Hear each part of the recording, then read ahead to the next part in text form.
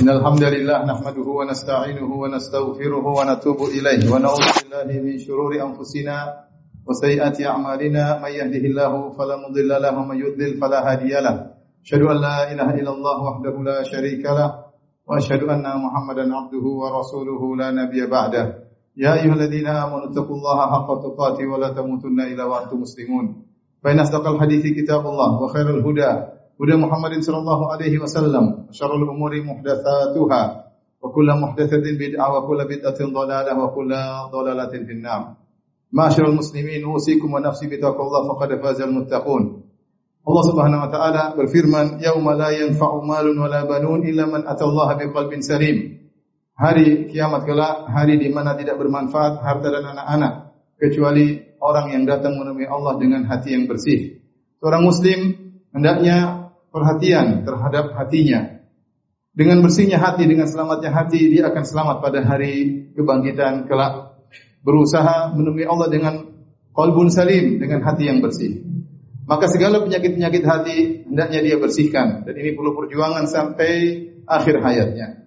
Di antara penyakit hati yang berbahaya, yang sering tidak disadari oleh seorang muslim, adalah penyakit ujub. Bahkan sebagian ulama mengatakan ujub lebih tidak disadari daripada riya. Kalau riya kita masih bisa menyadari, saya sedang mencari pujian manusia, saya sedang mencari sanjungan manusia. Namun ujub terkadang singgah di hati seorang tanpa dia sadari. Oleh karenanya Nabi SAW bersabda, "Salasu muhlikat," 3 perkara yang binasakan. Di antaranya Rasulullah SAW sebutkan wa ijabul mar'i bi nafsihi, yaitu ujubnya seorang terhadap dirinya. Rasulullah SAW bersabda, "Lau lam takunu tuznibun la khasyitu alaikum akbar min dzalik al-ujub wal-ujub." Kalau kalian tidak berdosa, kalian selalu beramal saleh, tidak ada dosa sama sekali, maka aku lebih khawatir tentang sesuatu yang lebih besar daripada itu, daripada dosa, yaitu ujub dan ujub. Sampai Nabi sallallahu alaihi wasallam mengulangi berulang-ulang 2 kali ujub dan ujub. Kenapa? Karena ketika seorang tidak terjerumus dalam dosa, dia melakukan amal saleh, dia mudah terkena dengan penyakit ujub. Karena Ibnu Mubarak rahimahullah pernah berkata, "La a'lamu fil musallin syai'an syarrun minal ujub." Aku tidak mengetahui perkara yang paling buruk yang ada pada orang-orang yang rajin salat seperti penyakit ujub. Apakah ujub itu? Yang ditahdzir, diperingatkan oleh Nabi sallallahu alaihi wasallam. Ujub, ada ungkapan-ungkapan para ulama tentang ujub, di antaranya seperti mereka berkata ujub adalah al-ihsas bitamayyuz, yaitu seorang merasa dia berbeda daripada yang lainnya. Berbeda dengan yang lainnya sehingga dia merasa bangga dengan dirinya, maka itulah ujub. Ibnu Mubarak berkata, ujub adalah annaka tara anna indaka syai'an laisa 'inda ghairik. Maknanya sama, ujub adalah engkau melihat pada dirimu ada suatu kelebihan yang tidak dimiliki oleh yang lainnya sehingga membuat engkau bangga dengan dirimu. Dan definisi yang terbaik adalah yang disampaikan oleh Ibnu Taimiyah rahimahullahu taala. Beliau berkata, "Katsiran ma yakirunun nas baina riya wal ujub." Sering manusia itu menggabungkan antara 2 dosa, yaitu riya dan ujub. Fariya'u min babi al-isyrak bil khalq. Adapun riya adalah terkait dengan syirik dalam tauhid uluhiyah. Maksudnya apa? Maksudnya seorang beribadah kepada Allah, mencari pujian Allah dan mencari pujian manusia, sehingga dia mensekutukan antara Allah dengan orang yang dia cari pujiannya tersebut. Wal ujub, adapun ujub min babi isyrakul khaliq bin nafs. Adapun al ujub adalah mensekutukan Allah dengan dirinya sendiri.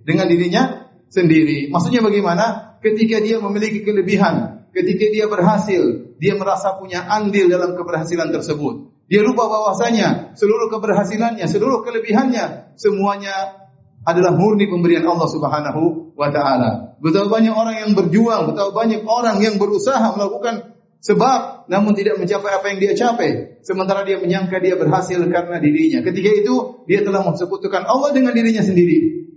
Dia telah mensekutukan Allah bukan dengan orang lain, tapi dengan dirinya sendiri ketika dia merasa keberhasilannya adalah kerjasama antara Allah Subhanahu wa taala dengan usahanya sendiri. Itulah ujub. Oleh karenanya Ibnu Taimiyah rahimahullahu taala berkata, "Al-Farra'i lam yuhaqqiq qaulahu ta'ala." Adapun orang yang riya, maka dia tidak mewujudkan firman Allah, "Iyyaka na'bud."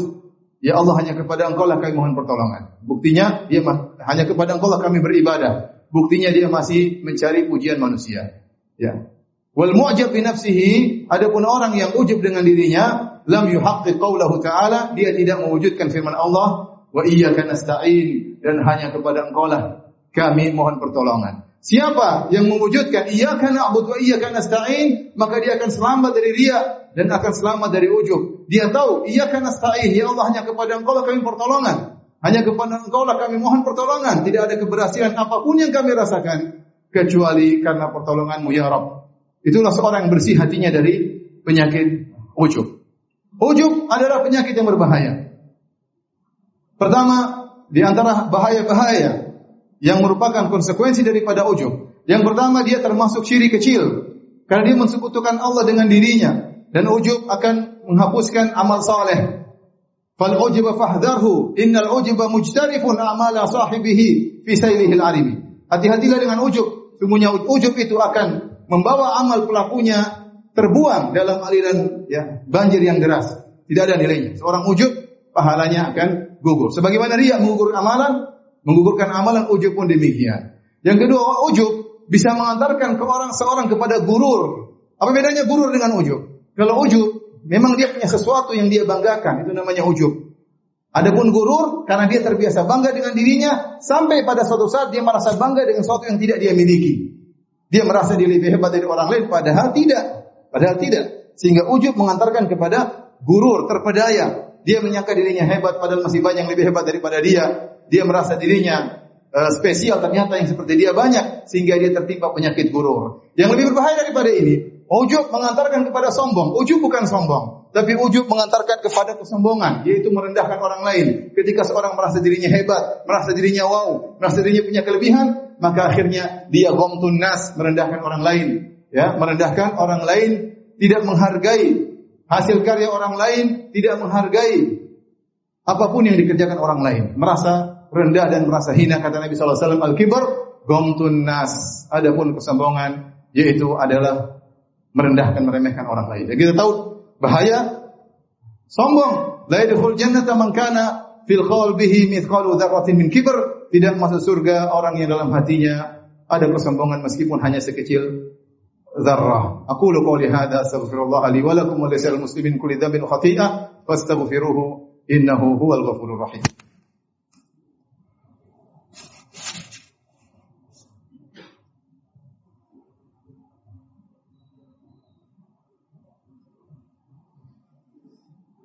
Alhamdulillahi ala ihsani wa syukru lahu ala taufiqihi wa amtinani wa asyhadu an la ilaha illallah wahdahu la syarika lahu ta'ziman li sya'ni wa asyhadu anna Muhammadan abduhu wa rasuluhu da'ila ridwani.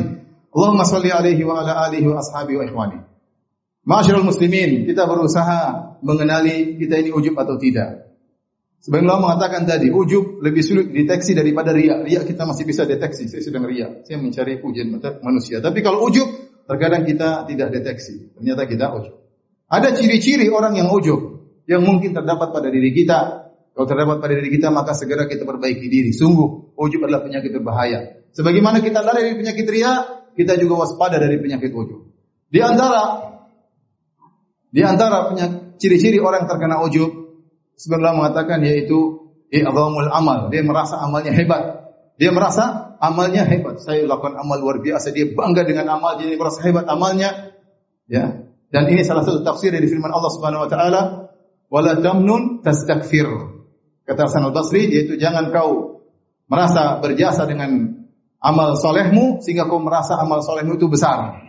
Seorang apapun amal yang dia lakukan, sebesar apapun yang dia kerjakan, seletih apapun, sebanyak apapun uang yang dia keluarkan, jangan merasa besar. Sungguh amalnya itu tidak tahu diterima atau tidak. Dia tidak tahu. Maka jangan pernah merasa apa yang sudah kita lakukan adalah suatu yang besar. Di antara tanda-tanda orang ujub, yaitu dia merasa apa yang dilakukan adalah suatu yang hebat, yang luar biasa. Itu tanda-tanda orang yang ujub. Di antara tanda-tanda orang yang ujub adalah suka nyinyir orang lain. Kerjanya nyinyir orang lain. Kenapa? Dia merasa dirinya hebat. Tidaklah seorang nyinyir, menghina, merendahkan orang lain kecuali dia merasa dirinya hebat.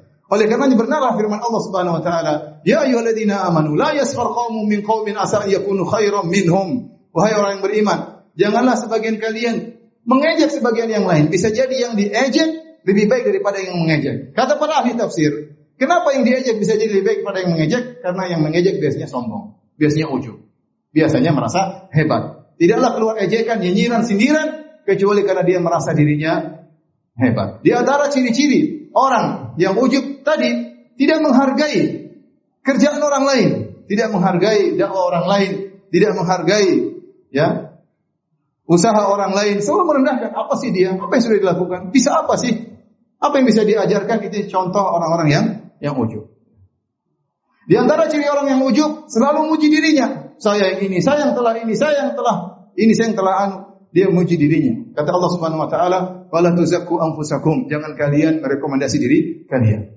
Dia memuji dirinya secara langsung ataupun tidak langsung. Sayalah yang membuka dakwah di sana. Sayalah yang perintis di sana. Sayalah dan sayalah. Selalu dia mengungkapkan. Itu ciri-ciri orang yang ujub. Jika Anda terkena penyakit tersebut, segera bertobat kepada Allah Subhanahu wa taala.